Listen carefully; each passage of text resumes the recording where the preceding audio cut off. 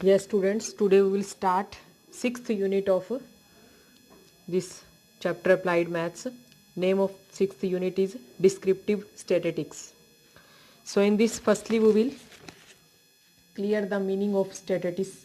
Statistics. What is the meaning of statistics? Statistics means this is a branch of maths in which we deal with collection, organization, analysis, interpretation and presentation of data. And mainly two categories are there for statistics. Two categories. One is descriptive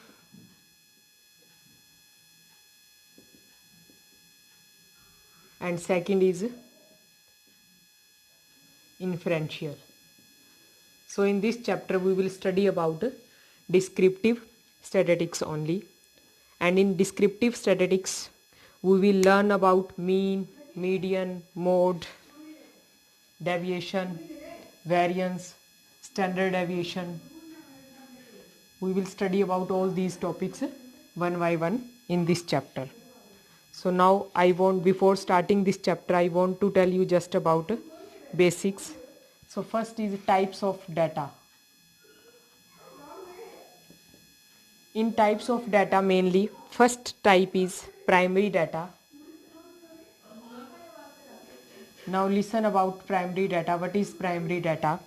I will clear to you this data with the help of example. This data is collected by investigator himself or herself with a definite purpose. Suppose you want to find out strength of your school, suppose. So if you yourself are counting the number of students individually in each class and then you add total number of students, then this data is collected by you, by yourself. So this type of data is known as primary data. And secondary data, second is secondary data. Now in case of secondary data, the information gathered from a source. Suppose you go to reception and from receptionist you get it know about the total number of students in your school.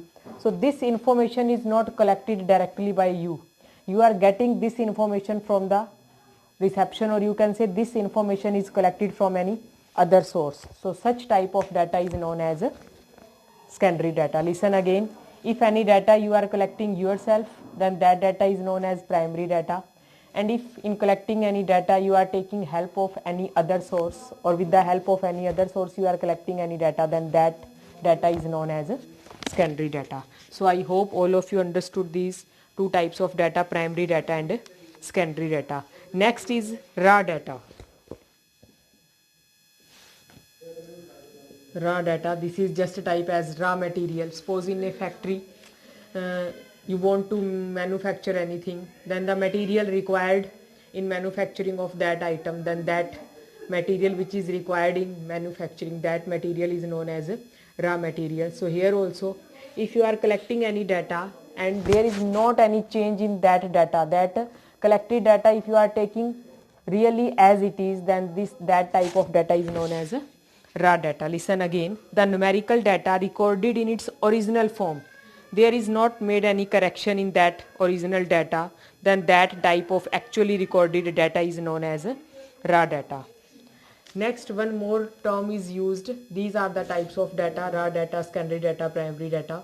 Next, I am telling you few terms which are used in this chapter. Next term is variable. Variable is a quantity which is being measured in any survey. Suppose you are taking data of height of students of your class, then you will make column here serial number, then in next column you will write down name of the student, and in third column you will take height, and in this column you will mention the height of each student individually. So here this height is known as a variable. So in this way this variable is defined. So next I want to tell you first topic of this chapter, and in unit 6 first topic is types of data, and in types of data univariate, bivariate and multivariate, different types of data are there, but this types of data topic is deleted. I will tell you just about the basic of this types of data. First, as by its name, univariate, uni means one. This is types of data. Types of data. First is univariate. Uni means one. So data in which only one variable is there, that type of data is known as univariate. Suppose already I have given you example. Suppose if you are taking height of the students, then here variable is only one, height. So this is an example of univariate. Second is bivariate. As by its name it is clear. Bivariate. Bi means two. The data in which two variables are there, such type of data is known as bivariate data. Now example of this type of data. Suppose in summer season you are measuring temperature of any city in a particular day and the number of soft drinks sold that day. So in a city, if you are taking number of soft drinks in summer season, and second variable you are taking temperature of that particular city. So here are two variables things. First is number of soft drinks, second is temperature. Suppose you can take one more example of this type of data. If with the height, if you are measuring weight also of the students, so here are also two variables, one is height and second is weight. This is also example of bivariate data, means two variables are there. And next is multi, as by its name, multivariate, where more than two variables are there. Suppose a doctor has collected data on cholesterol, blood pressure, weight, height, eating habits. If all the informations regarding patient, if all these informations are collected, and these informations, in this information more than two variables are used, so such type of data collected by doctor from the patients, this is known as multivariate data. So this is just basic about types of data which I have told you. Next is data on various scales. Data on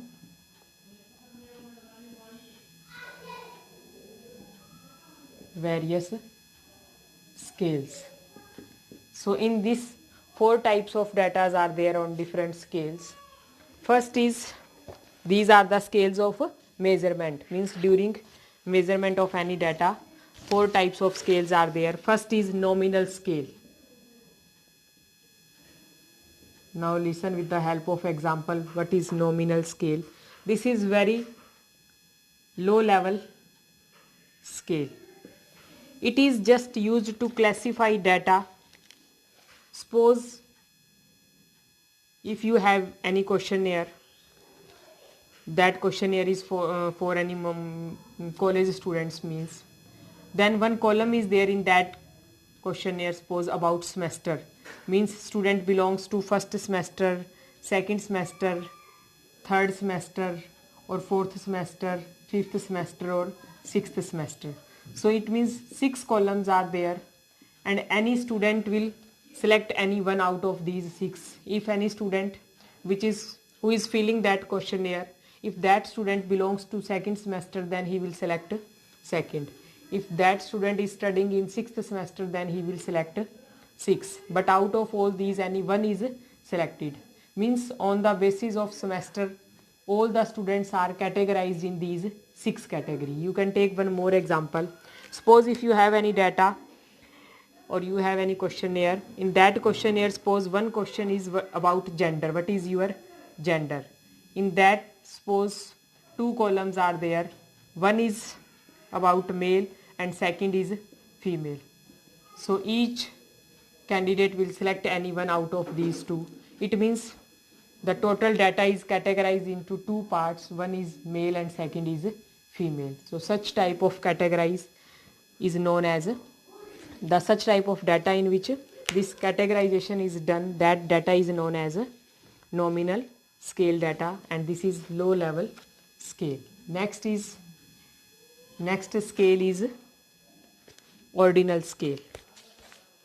This is little bit advanced in comparison to first kind of scale, in comparison to nominal scale. In this scale you can take example, suppose in any questionnaire, suppose various brands use this type of data. Suppose if you have purchased any items online, if you have done online shopping, then in feedback, suppose if you are satisfied with that particular item or not. If in response 5 columns are there, suppose very satisfied, next column is somewhat satisfied,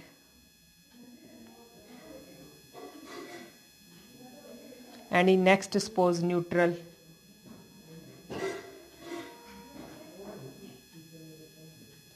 fourth one is suppose somewhat unsatisfied,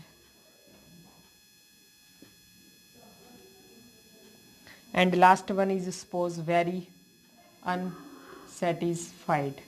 If 5 columns are there, then you will select, this is a particular order of these responses.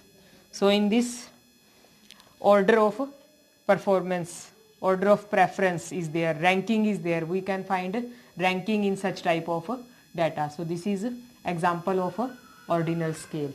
So I hope all of you understood these two types of scale. In first, categorization is done, and in second, order of preference is there, means ranking can be done with the help of a ordinal scale.